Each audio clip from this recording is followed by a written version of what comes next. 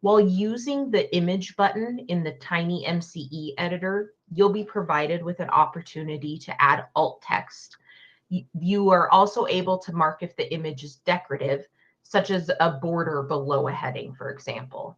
So much digital content is visually impressive, and without impactful alt text, the meaning of this content becomes lost for a population of people.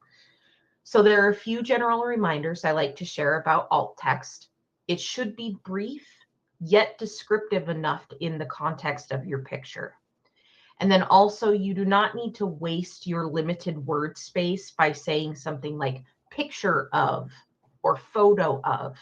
This is actually duplicative, as the screen reader will announce it as an image. And you know how sometimes when you're loading a page and an image fails to load on a website and you actually see a little description there instead with the broken image icon? That's alt text. So it helps people even who are not necessarily utilizing a screen reader, but maybe for some reason didn't have a full page load, get full context.